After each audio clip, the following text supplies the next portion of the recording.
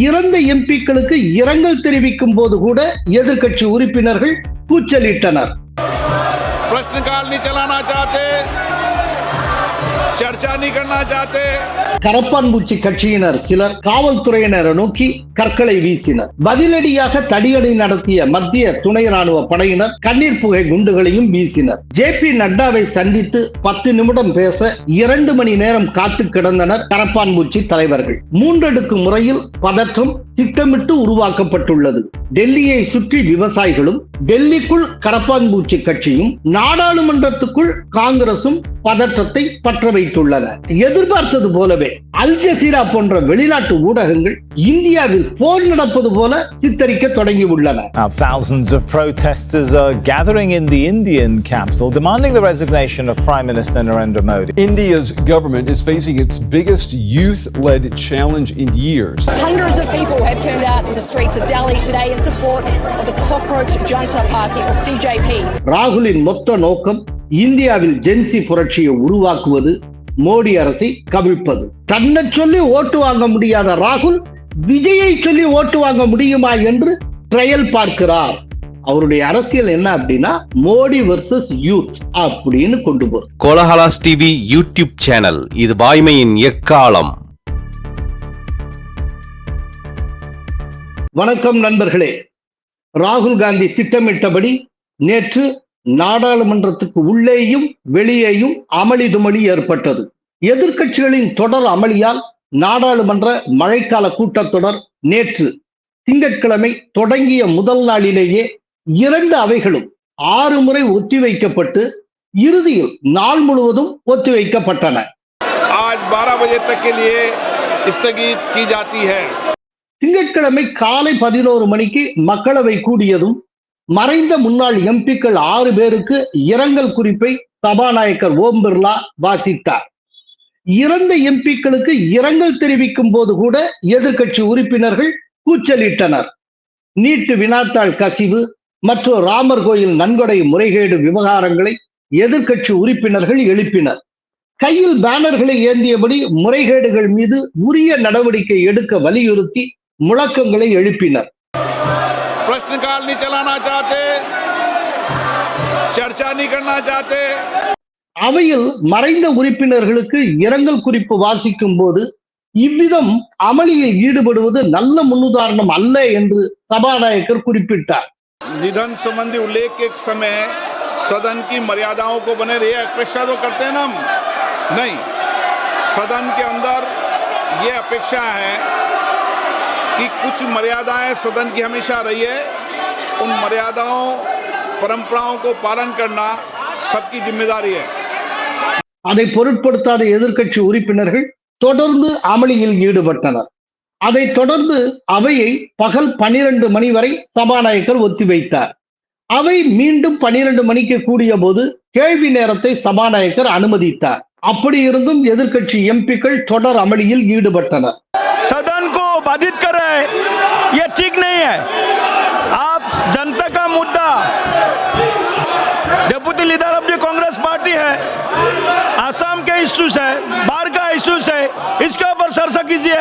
இந்த அமளிக்கு இடையே உச்ச நீதிமன்ற நீதிபதிகளின் எண்ணிக்கையை 34 38 உயர்த்தி பிறப்பிக்கப்பட்ட அவசர சட்டத்துக்கு மாற்றான மசோதாவை மத்திய சட்டத்துறை அமைச்சர் அர்ஜுன் ராம் மேக்வால் அவையில் அறிமுகம் செய்தார். Item number 9, Sri Arjun Ram Meghwal ji. Honorable Chairperson sir, with your kind permission, I rise to lay on the table an explanatory statement, Hindi and English versions, showing reasons for immediate legislation by promulgation of the Supreme Court number of judges amendment ordinance 2026, number 1 of 2026. Thank you sir. அதைத் தொடர்ந்து அவையை பிற்பகல் 12:30 மணி வரை சபாநாயகர் ஒத்திவைத்தார். அவை மீண்டும் பிற்பகல் 12:30 மணிக்கு கூடிய போது மீண்டும் அமளி தொடங்கியது. தொடர்ந்து பலமுறை அவை கூடிய போதும் அமளி நீடித்ததால் நாள் முழுவதும் மக்களவை ஒத்திவைக்கப்பட்டது. மாநிலங்களவையும் அமளி காரணமாக அலுவல்கள் ஏதுமின்றி திங்கட்கிழமை நாள் முழுவதும் ஒத்திவைக்கப்பட்டது. மாநிலங்களவை காலை 11 மணிக்கு கூடியதும் அவைக்கு புதிதாக தேர்ந்தெடுக்கப்பட்ட உறுப்பினர்களின் உறுதிமொழி பதவியேற்பு நிகழ்வு நடைபெற்றது. गुजरात श्री डॉक्टर मुकेश भाई जे राठवा।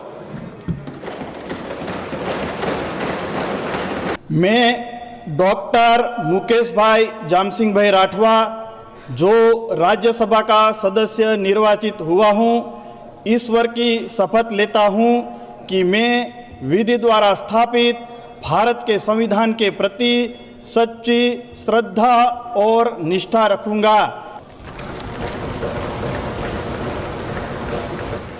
அதைத் தொடர்ந்து தேர்வு முறைகேடுகளை கண்டித்து டெல்லி ஜந்தர் மந்திரில் கரப்பான்பூச்சி ஜனதா கட்சி சார்பில் நடத்தப்படும் போராட்ட விவகாரத்தை எதிர்க்கட்சி உறுப்பினர்கள் எழுப்பி அமளியில் ஈடுபட்டனர். தொடர்ந்து அமளி நீடித்ததால் அவை நாள் முழுவதும் ஒத்திவைக்கப்பட்டது.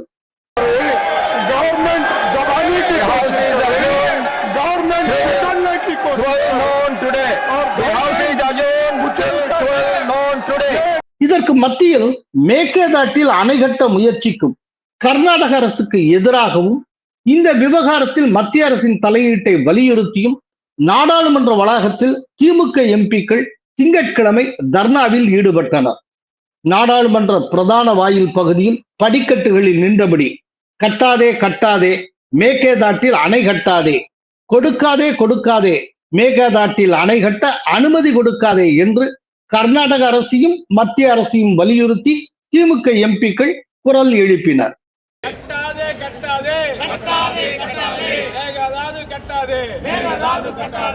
சுமார் அரை மணி நேரம் நீடித்த இந்த தர்ணாவுக்கு பிறகு மக்களவைக்குள் சென்ற எம்பிக்கள் அவை தொடங்கியும் இதே விவகாரத்தை எழுப்பி குரல் எழுப்பினர். மேகதாட்டு விவகாரம் தொடர்பாக ஒத்திவைப்பு தீர்மானத்துக்கான நோட்டீஸை திமுக எம்பிக்கள் சிலர் சபாநாயகரிடம் நோட்டீஸ் அளித்திருந்தனர். ஆனால் பிஜேபி போராட்ட விவகாரத்தை எழுப்பி, அதாவது கரப்பான்பூச்சி கட்சியினுடைய போராட்ட விவகாரத்தை எழுப்பி காங்கிரஸ், மார்க்சிஸ்ட் கம்யூனிஸ்ட் கட்சி, சமாஜ்வாதி கட்சி ஆகிய கட்சியினுடைய உறுப்பினர்கள் தொடர் அமளியில் ஈடுபட்டனர். இதனால் திமுக உறுப்பினர்களின் கோரிக்கைகள் குறித்து சபாநாயகர் தனது கருத்தை தெரிவிக்கவில்லை. மக்களவைக்கு வந்த திமுக உறுப்பினர்கள் அனைவரும் கழுத்தில் விவசாயிகளை குறிக்கும் விதத்தில் பச்சை துண்டு அணிந்தவாறு தர்ணாவிலும் மக்களவை அமர்விலும் கலந்து கொண்டனர். நாடாளுமன்ற திமுக குழு தலைவர் கனிமொழி பச்சை நிற புடவை அணிந்திருந்தார். முன்னதாக காவிரியில் தமிழகத்துக்கான பங்கை கர்நாடகம் அளிக்க மறுத்து வரும் விவகாரத்தை எழுப்பியபடி மாநிலங்களவையின் மையப்பகுதிக்கு செல்ல திமுக எம்பிக்கள் முற்பட்டனர். மாநிலங்களவை தலைவர் CP ராதாகிருஷ்ணன் அவர்களை இருக்கையில் அமருமாறு அறிவுறுத்தினார். இன்னொரு புறம் கரப்பான்பூச்சி ஜனதா கட்சி, அதாவது CJP நேற்று நடத்திய நாடாளுமன்றம் நோக்கி செல்வோம், அதாவது சன்சத் சலோ என்ற பேரணியால் மத்திய டெல்லி முழுவதும் பதற்றம் நிலவியது. ஒரு கட்டத்தில் போராட்டத்தின் தீவிரம் அதிகரித்தது. கல்வீச்சு, காவல்துறை தடியடி ஆகியன அரங்கேறின. நீட் வினாத்தாள் கசிவு மற்றும் தேர்வு முறைகேடு குற்றச்சாட்டுகளுக்கு பொறுப்பேற்று மத்திய கல்வித்துறை அமைச்சர் தர்மேந்திர பிரதான் உடனடியாக ராஜினாமா செய்ய வேண்டும், கல்வி சீர்திருத்தங்களை அமல்படுத்த வேண்டும் என்பன உள்ளிட்ட கோரிக்கைகளை வற்புறுத்தி கரப்பான்பூச்சி ஜனதா கட்சி சார்பில் பேரணி நடைபெற்றது. எந்த ஆதரவு தளமும் இல்லாத கரப்பான்பூச்சி கட்சியின் பேரணியில் காங்கிரஸ்காரர்களும் கம்யூனிஸ்டுகளும் கலந்து கொண்டதால் பெருமளவு கூட்டம் திரண்டது. ஜந்தர் மந்தர் பகுதியிலிருந்து நாடாளுமன்றத்தை நோக்கி பேரணியாக செல்ல CJP கட்சியினர் காலை 10:30 மணி அளவில் முயன்றனர். அந்த பகுதியில் பல அடுக்கு தடுப்புகளை அமைத்து டெல்லி காவல்துறையினரும் துணை ராணுவ படையினரும் போராட்டக்காரர்களை முன்னேற விடாமல் தடுத்தனர். மேலும் நாடாளுமன்றத்தை சுற்றிலும் உள்ள பகுதிகளில் 144 தடை உத்தரவு போடப்பட்டிருந்தது. அதையும் மீறி போராட்டக்காரர்கள் தடுப்புகளை முட்டி தள்ளி முன்னேற முயன்றதால் அவர்களுக்கும் காவல்துறையினருக்கும் இடையே வாக்குவாதமும் மோதலும் ஏற்பட்டது. இதனால் பெரும் பதற்றம் ஏற்பட்டதுடன் பல பகுதிகளில் கடும் போக்குவரத்து நெரிசலும் உருவானது.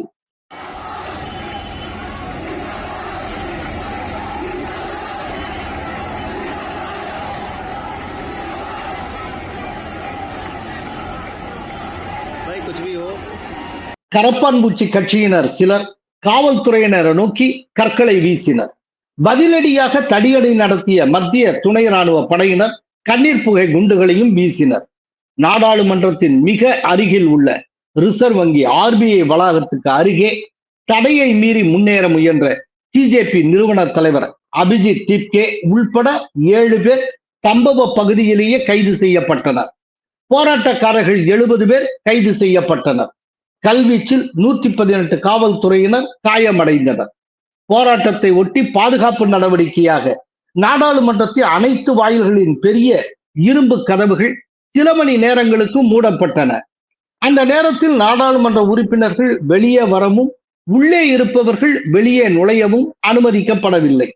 மத்திய டெல்லி பகுதி முழுவதும் காலை 11:30 மணி முதல் பிற்பகல் 2 மணி வரை துண்டிக்கப்பட்டது. இதற்கிடையில் JP நட்டாவை சந்தித்து 10 நிமிடம் பேச 2 மணி நேரம் காத்து கிடந்தனர் கரப்பான்பூச்சி தலைவர்கள். நேற்று காலை 11:50 மணியளவில் கரப்பான்பூச்சி ஜனதா கட்சியினுடைய செய்தி தொடர்பாளர்கள் சௌரவ் தாஸ், அசுதோஷ் ரங்கா ஆகியோர் JP நட்டாவை சந்தித்து தங்கள் கோரிக்கை மனுவை வழங்கி சென்றனர். அந்த மனுவில் 3 அம்ச கோரிக்கைகள் இடம்பெற்றிருந்தன. அவை என்னென்ன என்பதை பார்ப்போம். 1. மத்திய கல்வி அமைச்சர் தர்மேந்திர பிரதான் ராஜினாமா செய்ய வேண்டும். 2. சமூக ஆர்வலர் சோனம் வாங்சுக் விடுவிக்கப்பட வேண்டும். 3. நீட் இளநிலை தேர்வு வினாத்தாள் கசிவுக்கு மத்திய அரசு பொறுப்பேற்பதுடன் நீட் தேர்வு மன உளைச்சலால் உயிரிழந்தோர் குடும்பத்துக்கு ரூபாய் 1 கோடி இழப்பீடு வழங்க வேண்டும். இது குறித்து செய்தியாளர்களிடம் சௌரவ் தாஸ் என்ன கூறினார் என்பதை பார்ப்போம். எங்களது கோரிக்கைகள் அடங்கிய அதிகாரபூர்வமான கடிதத்தை அமைச்சரிடம் கொடுத்திருக்கிறோம். பரிசீலிப்பதாக அவர் உறுதியளித்திருக்கிறார். அரசிடமிருந்து இதுவரை எந்த ஒரு உறுதியான வாக்குறுதியும் வழங்கப்படவில்லை. எனவே எங்களது கோரிக்கைகள் நிறைவேற்றப்படும் வரை எங்களுடைய போராட்டம் ஓயாது என்றார் சௌரவ் தாஸ். देखिए 2 बार हम लोग JP नड्डा जी से मिले. हम लोग 12 बजे यहाँ पे आए थे एंड हम लोग की मीटिंग करीब 2:15 2:30 बजे हुई एंड मीटिंग में हम लोगों ने यही बोला कि हमारे 3 डिमांड्स हैं. ये डिमांड्स को लेके हम JP नड्डा जी के पास गए. उन्होंने ही மத்திய அமைச்சர் JP நட்டாவிடம் சிஜேபி சார்பில் அளிக்கப்பட்ட மனுவை தனது எக்ஸ் சமூக ஊடக பக்கத்தில் சௌரவ் தாஸ் பகிர்ந்திருக்கிறார். இது குறித்து மத்திய அமைச்சர் JP நட்டா தனது எக்ஸ் பக்கத்தில் என்ன கூறியிருந்தார் என்பதை பார்ப்போம். வரலாற்றிலேயே முதன்முறையாக பேச்சுவார்த்தை நடத்துவதற்கான முன்மொழிவு போராட்டக்காரர்களிடமிருந்து அரசுக்கு வந்தது என்று குறிப்பிட்டிருந்தார் JP நட்டா. அவர் மேலும் என்ன கூறியிருந்தார் என்பதை பார்ப்போம். காலையில் பேச்சுவார்த்தை சுமூகமான சூழலில் நடைபெற்றது. மாலை 4 மணி அளவில் கோரிக்கைகளை சமர்ப்பித்தனர். போராட்டக்காரர்கள் தங்களது போராட்டத்தை கைவிட்டு இயல்பு நிலை திரும்ப ஒத்துழைப்பு தர வேண்டும், இவ்வாறு கூறியிருந்தார் நட்டா. இதற்கிடையே மத்திய உள்துறை அமைச்சர் அமித்ஷாவை தர்மேந்திர பிரதான் அவசரமாக சந்தித்து பேசினார். சுமார் 30 நிமிட பேச்சுவார்த்தையில் விவாதிக்கப்பட்ட விஷயங்கள் என்ன என்பது வெளியிடப்படவில்லை. இதற்கு மத்தியில் பஞ்சாப் மற்றும் ஹரியானாவை சேர்ந்த ஆயிரக்கணக்கான விவசாயிகள் இன்று காலை டெல்லி நோக்கி பேரணியாக கிளம்பினர். இந்திய அமெரிக்க வர்த்தக உடன்பாட்டை எதிர்த்து போராடுவதாக அவர்கள் கூறினர். இன்று அதிகாலை 5 மணி அளவில் பஞ்சாபின் ஃபதேகர் சாஹிப்பிலிருந்து நூற்றுக்கணக்கான விவசாயிகள் பஸ்களில் கிளம்பினர். இந்த முறை டிராக்டர்களை அவர்கள் பயன்படுத்தவில்லை என்பது குறிப்பிடத்தக்கது. பஞ்சாப் ஹரியானா எல்லைப் பகுதியான ஷம்பு பகுதி மூடப்பட்டது. அங்கு பலத்த காவல் போடப்பட்டு இருக்கிறது.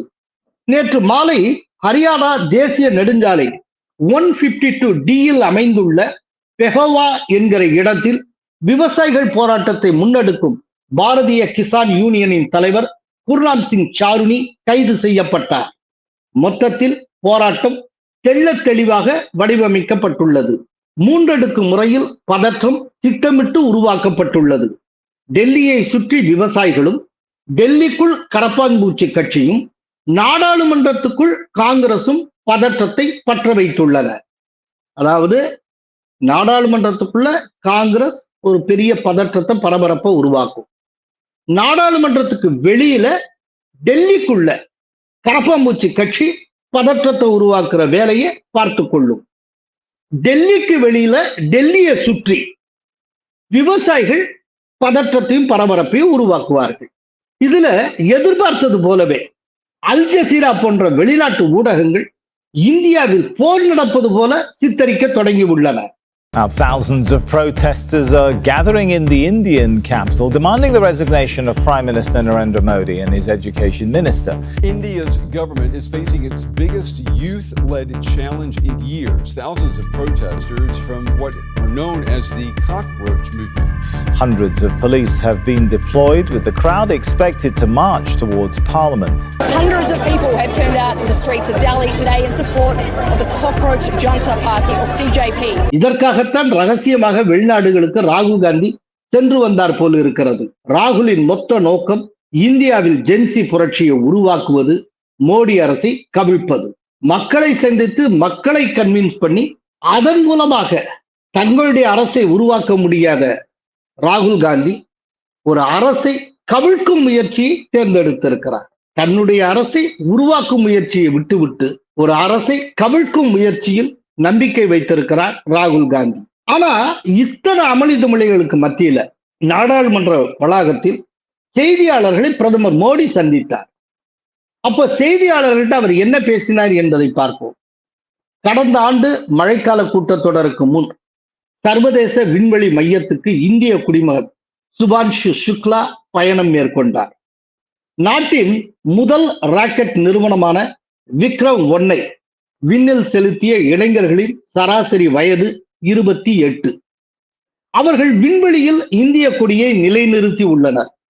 இளைஞர்களின் கடின உழைப்பால் எதுவும் சாத்தியம் என்பது இதன் மூலம் தெரிய வந்திருக்கிறது. நான் இளைஞர்கள் என கூறுவது தனியார் ராக்கெட்டை செலுத்திய 28 வயது இளைஞர்களை மட்டுமே, 56 வயது இளைஞரை அல்ல என்று ராகுல் காந்தியை இடித்தார் மோடி. और ये जो स्काईरूट स्टार्टअप है उसमें जो नौजवान काम कर रहे हैं, मुझे बताया गया उनकी पूरी टीम की जो एवरेज एज है वो सिर्फ 28 साल है. ऐसे नौजवानों ने ये काम करके दिखाया. मैं किसी 56 साल के नौजवान की बात नहीं कर रहा हूँ. மோடி மேலும் என்ன கூறினார் என்பதை பார்ப்போம். கடந்த சில நாட்களுக்கு முன் ராஜஸ்தானில் பெரும் எண்ணெய் சுத்திகரிப்பு ஆலையும் குஜராத்தில் செமிகண்டக்டர் ஆலையும் திறக்கப்பட்டன. நாட்டில் முதல் ஹைட்ரஜன் ரயில் சேவை தொடங்கப்பட்டிருக்கிறது. இவ்வாறான சீர்திருத்த நடவடிக்கைகளை மத்திய அரசு மேற்கொள்ளுவதால் வெற்றியை நோக்கிய பயணத்துக்கான துணிச்சல் இளைஞர்களிடம் பிறந்திருக்கிறது. राजस्थान में बहुत बड़ी ऑयल रिफाइनरी देश को समर्पित की गई. पिछले कुछ सप्ताह पहले एक सेमीकंडक्टर प्लांट यानी तीसरा देश को समर्पित किया गया. अभी कुछ दिन पहले ग्रीन हाइड्रोजन से चलने वाली ट्रेन, और विश्व में बहुत कम देश ऐसे हैं कि जिनके पास ये सुविधा है. உண்மையான தகவல்கள் இருக்கும் இடத்தில் அமளியோ குழப்பமோ இருக்காது. உங்களது கருத்துகள் நியாயமானதாகவும் வலுவானதாகவும் இருந்தால் நீங்கள் தேவையின்றி இடையூறு ஏற்படுத்த வாய்ப்பு இல்லை. ஒவ்வொரு குரலுக்கும் நாடாளுமன்றம் செவிசாய்க்கும். அதுவே நாடாளுமன்றத்தின் முக்கிய பணி. அதை மனதில் வைத்து மழைக்கால கூட்டத்தொடரில் எம்பிக்கள் பங்கேற்க வேண்டும் என மனதார கேட்டுக்கொள்கிறேன் என்று மோடி கூறியிருந்தார். ये अपने आप में भारत के वैज्ञानिक, भारत के इंजीनियर्स, भारत के इनोवेटर्स, भारत के उद्यमी, भारत के श्रमिक, ये जो एक लक्ष्य लेकर के देश के लिए जी रहे हैं, देश के लिए काम कर रहे हैं. அதே நேரம் ராகுல் காந்தி மோடியை பற்றி ரொம்ப மோசமான ஒரு சித்தரிப்பை முன்வைத்திருக்கிறார். அவர் என்ன சொல்லி இருக்கிறார்னா, Modi is the most anti youth prime minister in Indian history அப்படின்னு சொல்லி இருக்கிறார். This country has a majority of young people. Prime Minister Modi is the most anti-youth Prime Minister India has ever had. அதாவது இந்திய வரலாற்றிலேயே இளைஞர்களுக்கு எதிரான ஒரு மோசமான பிரதமர் மோடி அப்படின்னு சொல்லி இருக்கிறார். ஆனால் அவர் இப்படி சொல்லி இருக்கிறார்ங்கிறத காட்டிலும் இப்படி சொன்னதன் மூலமாக நமக்கு கிடைக்கிற பொலிட்டிக்கல் மெசேஜ் என்ன, அதுதான் ரொம்ப முக்கியம். இதுதான் ராகுல் காந்தியுடைய நோக்கம். இவ்வாறு ராகுல் காந்தி கூறியிருப்பதிலிருந்து அவருடைய அரசியல் எது என்பதை நாம் புரிந்து கொள்ளலாம். அவருடைய அரசியல் போகக்கூடிய திசையை நாம் அறிந்து கொள்ளலாம். அவருடைய அரசியல் என்ன அப்படின்னா, மோடி வர்சஸ் யூத் அப்படின்னு கொண்டு போறோம். மோடி வர்சஸ் இளைஞர்கள். இந்த விதமா தன்னுடைய நேரேட்டிவை செட் பண்ணணும்னு ஆசைப்படுகிறார். இப்படிப்பட்ட ஒரு அரசியலை முன்னெடுக்கணும்னு ஆசைப்படுகிறார். நான் நினைக்கிறேன் 2029 வரை இந்த அரசியலை தான் ராகுல் காந்தி கையாளுவார். என்னன்னா, ஏற்கனவே ராகுல் காந்தி சொல்லி இருக்கிறார், ஜென்சி புரட்சி இந்தியாவில் நடக்க வேண்டும். எங்க நேபாளில நடந்தப்போ அவருடைய ஆசை அதுதான். மக்களின் நம்பிக்கையை பெற்று வாக்குகளின் மூலமாக வேறு ஒரு அரசை, அதாவது தன்னுடைய காங்கிரஸ் தலைமையிலான அரசை உருவாக்க வேண்டும் என்பதை விட இருக்கும் அரசை கவிழ்த்து விட்டு அரியணையை கைப்பற்ற வேண்டும் என்கிற ஆசைதான் ராகுல் காந்தியிடம் இருக்கிறது. காரணம், மக்களை கன்வின்ஸ் பண்ணி தன்னால ஜெயிக்க முடியுங்கிற நம்பிக்கையை இழந்து விட்டார். அதனால ஓட்டு மூலமா ஜெயிக்கிறது அப்படிங்கிற விஷயம், அந்த பார்வையவே ராகுல் காந்தி கைவிட்டு விட்டார். அந்த பார்வையை அவர் கைவிட்டு விட்ட காரணத்தினால்தான் எலெக்ஷன் கமிஷன் மேல குற்றம் சொல்லுகிறார், இவிஎம் மேல குற்றம் சொல்லுகிறார், டோட்டல் எலக்டோரல் ப்ராசஸையே அவர் சந்தேகத்துக்குரியதாக்குகிறார். ஏன்னா எலெக்ஷன் மூலமா இனி காங்கிரஸால ஜெயிக்க முடியாதுங்கிற இடத்துக்கு அவர் வந்து சேர்ந்து விட்டார். இந்த கண்ணோட்டத்தில் தான் அவர் மாவோயிஸ்ட் நக்சல்பாரிகளுடைய கண்ணோட்டத்தோட நெருக்கமாக வருகிறார். நக்சல்பாரிகளுடைய கண்ணோட்டம் என்ன? தேர்தல் பாதை திருடர்கள் பாதை அப்படிங்கிறது. நாடாளுமன்ற ஜனநாயகத்தை புறக்கணிப்பது. ஏன் அவங்க அப்படி சொல்றாங்க அப்படின்னா, தேர்தல் மூலமா ஒரு நாளும் நக்சல்பாரிகள் மக்கள் மனதை வென்றெடுக்க முடியாது, அவர்களால் நிற்கவே முடியாது. அவர்களுக்கு அனுசரணையான பாதை என்பது வன்முறை கலந்த பாதை, ஆயுதம் சார்ந்த பாதை. அதைத்தான் ராகுல் காந்தி தேர்ந்தெடுத்திருக்கு. இதுல இன்னொரு சிமிலாரிட்டியை சொல்லி ஆகணும். கரப்பாம்பூச்சி கட்சிக்காரன் பண்றாங்க, அதே போல நாடாளுமன்ற கூட்டத்தொடர்ல காங்கிரஸ் அமளி துமளி செய்கிறது. இதெல்லாம் போக திடீர்னு எங்க இருந்து இந்த விவசாயிகள் கிளம்பினாங்க? அவங்களுக்கு என்ன வந்தது? இந்த விவசாயிகள் போராட்டம் தொடர்பா ஒரு பேட்டர்ன் ஒண்ணு செட் ஆயிருக்கு. எப்பெல்லாம் பஞ்சாப்ல சட்டப்பேரவை தேர்தல் நடக்குமோ அதற்கு முதல் வருஷம் விவசாயிகள் போராட்டம் கிளர்ந்து எழும். இதுக்கு முன்னால விவசாயிகள் போராட்டம் தொடர்ந்து நடந்ததே, கவனிச்சு பாருங்க. அது பஞ்சாப் எலெக்ஷனை ஒட்டி. பஞ்சாப் எலெக்ஷன் வந்தது, திட்டமிட்ட மாதிரி ஆம் ஆத்மி ஜெயிச்சுது. அந்த எலெக்ஷன் முடிஞ்சதுக்கு அப்புறம் எந்த போராட்டமும் கிடையாது, அமைதி. இப்போ 2027 பஞ்சாப்ல எலெக்ஷன் நடக்க போகுது. கரெக்டா 2026 மிடில் விவசாயிகள் தங்களுடைய போராட்டத்தை ஆரம்பிச்சிட்டாங்க. இனிமே இந்த 2027 பிப்ரவரியில பஞ்சாப்ல எலெக்ஷன் நடக்கிற வரைக்கும் இந்த விவசாயிகள் போராட்டம் இருக்கும். ஸோ ரொம்ப தெளிவா ஆர்கெஸ்ட்ரேட்டட் மேனர்ல ஒரு மொத்த இந்தியாவையும் குலுக்கணும் அப்படிங்கிற ஒரு கோணத்துல ஒரு போராட்டம் வடிவமைக்கப்பட்டிருக்கு.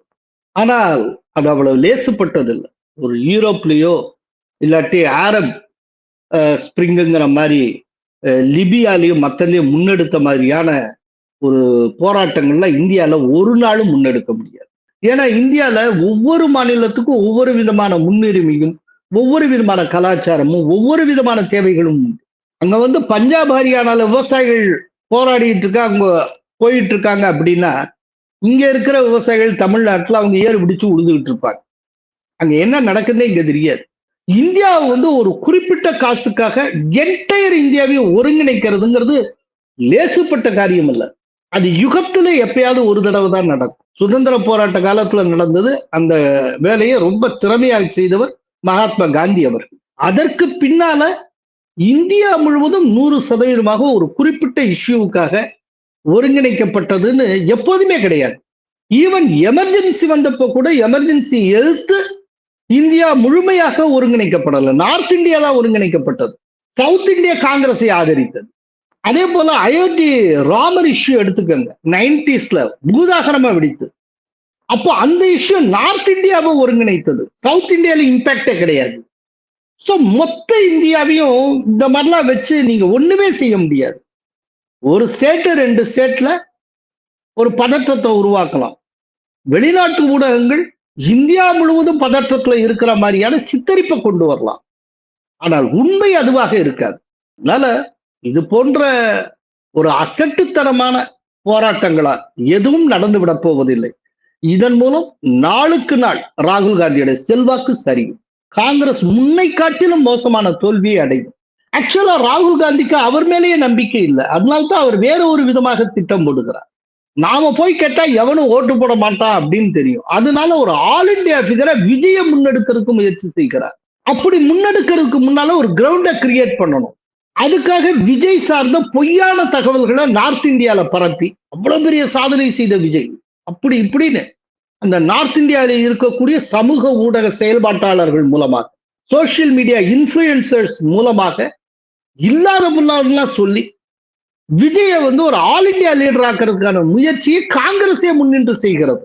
தமிழ்நாட்டுல யாரேனும் ஒருத்தர் பாலியல் வன்புணர்வு செஞ்சுட்டா அந்த ரேபிஸ்ட தூக்குல போடுறதுக்கும் கண்டவுடன் சுடுவதற்கும் விஜய் உத்தரவு போட்டு இருக்கிறார், சட்டம் போட்டு இருக்கிறார் அப்படிங்கிற தகவல் யூபியிலும் பீகாரிலும் பரப்பப்படுகிறது. தமிழ்நாட்டில் உட்கார்ந்துருக்க நமக்கு தெரியும் அது பொய்ன்னு. विजय थालापति का फैसला सुनकर सारा तमिलनाडु सदमे में है। अब 8 साल की लड़की हो या 18 साल की लड़की हिंदू हो या मुस्लिम, लड़की यूपी की हो या एमपी की, अगर किसी बहन बेटी का रेप होता है तो रेपिस्ट को उम्र कैद की सजा नहीं, सीधे एनकाउंटर किया जाएगा। तमिलनाडु के सीएम विजय थालापति का फैसला सुनकर अब सारा तमिलनाडु सदमे में है। बेटी चाहे 8 साल की हो या 18 साल की, हिंदू की हो या मुसलमान की, यूपी की हो चाहे राजस्थान की, अगर किसी बहन बेटी का बलात्कार होता है तो रेपिस्ट को उम्र कैद नहीं, सीधा एनकाउंटर किया जाएगा। विजय थालापति ने कहा लड़की 6 साल की हो, 24 साल की हो, लड़की यूपी से हो कि झारखंड से हो, लड़की हिंदू है या मुस्लिम हो, अगर उसके साथ दुष्कर्म होता है और अपराधी को उम्र कैद की सजा नहीं, फांसी की सजा या एनकाउंटर की जाएगी। அப்படி எந்த உத்தரவையும் விஜய் பிறப்பிக்கலைன்னு எல்லாருக்கும் தெரியும். அப்படி பிறப்பிக்கவும் முடியாது. இங்க மன்னராட்சி இல்ல, மசோதான்னு ஒண்ணு தாக்கல் பண்ணி சட்டம்னு ஒண்ணு ஆக்கி அல்ல கவர்னர் கையெழுத்தானதுக்கு அப்புறம் தான் எல்லாமே நடக்கும். சட்டப்பேரவையோட சம்மதம் வேணும். இங்கே அவனுடைய சிரத்தை அறுத்து விடு அப்படிங்கிற மாதிரிலாம் இங்க ஆணையிட முடியாது. ஏதோ விஜய் அப்படி உத்தரவு போட்டான்னு அள்ளி விட்டுக்கிட்டு இருக்காங்க. இப்படி விதவிதமான பொய்கள், ரியலா பொய்கள், வண்டியாக பொய்கள் நார்த் இந்தியா சமூக ஊடகங்கள்ல விஜய தூக்கி பிடிக்கிற வீடியோக்கள் போய்கொண்டு இருக்கின்றன. என்ன திடீர்னு நார்த் இந்தியால விஜய்க்கு என்ன வேலை? 2029க்கான திட்டம் இப்போதே தொடங்கி விட்டது என்று பொருள். தன்னை சொல்லி ஓட்டு வாங்க முடியாத ராகுல் விஜயை சொல்லி ஓட்டு வாங்க முடியுமா என்று ட்ரையல் பார்க்கிறார். ஒரு புறம் தேர்தலை சந்திக்க விஜயோட பவனி வருவது, இன்னொரு புறம் கரப்பாம்பூச்சி கட்சி விவசாயிகள் எல்லாரும் தூண்டி விட்டு இந்தியா முழுக்க அப்படியே பதற்றத்திலேயே இருக்கிற மாதிரி செய்வது, இதன் மூலம் மோடியை பலவீனமான பிரதமர் என்பது போல சித்தரிக்க முயற்சி செய்வது, இதுதான் ராகுல் காந்தியோட ஸ்ட்ராட்டஜி. ஆனால் இந்த ஸ்ட்ராட்டஜி வழக்கம் போல தோல்வி அடையும். ஏன்னா இந்தியாங்கிற மண்ணுல இந்த மாதிரி ஸ்ட்ராட்டஜிகள் எப்போதும் எடுபடாது. உலகம் முழுக்க புரட்சி அப்படிங்கிறதுடைய கனடேஷன், அதுக்கான அர்த்தம் ஆயுதம் சார்ந்து துப்பாக்கி சார்ந்துதான் சொல்லப்பட்டிருக்கு. ஆனா இந்தியாவில மட்டும் ஆயுதம் சார்ந்த புரட்சி எப்போதுமே ஒர்க் அவுட் ஆனது இல்லை. இங்க மட்டும் புரட்சி எப்படி வந்ததுன்னா அகிம்சை சார்ந்துதான் வந்தது. இது இந்தியாவுடைய தனி குணம், தனித்தன்மை. இங்க எல்லாமே வேறையா இருக்கும். ராகுல் காந்தியால அதை புரிஞ்சுக்கவே முடியாது. ஏன்னா அவர் வெளிநாட்டு கண்ணாடி அணிந்து கொண்டு இந்தியாவை பார்க்கிறார். அவருடைய மைண்ட் செட்டே ஒரு வெளிநாட்டு மைண்ட் செட்டு தான். அவர் இந்தியாவே ஒரு டூரிஸ்ட் மனோபாவத்தோட இந்தியாவை திடீர்னு புதுசா பார்க்குற எப்படி பார்ப்பானா அப்படித்தான் பார்ப்பார். அதனால ராகுல் போடுகிற திட்டங்கள் எல்லாமே தூளாகும். அவருக்கு அட்வைஸ் பண்றவங்களும் இந்தியர்கள் கிடையாது. இந்தியாவை பத்தின எந்த புரிதலும் இல்லாத வெளிநாட்டை சேர்ந்த பொலிட்டிக்கல் சயின்டிஸ்ட் அவங்க அட்வைஸ் பண்ணிட்டு இருக்காங்க. அதை கேட்டு அவர் ஒவ்வொரு தடவையும் கையை சுட்டுக் கொள்ளுகிறார். எத்தனை தடவை கையை சுட்டுக் கொண்டாலும் ராகுல் காந்தி அதற்கான படிப்பினையை பெற்றுக் கொள்வதில் இந்த முறை பெரும் விலையை கொடுக்க போகிறார் ராகுல். இது உறுதி. நன்றி, வணக்கம். கோலஹலாஸ் டிவி யூடியூப் சேனல், இது வாய்மையின் எக்காலம்.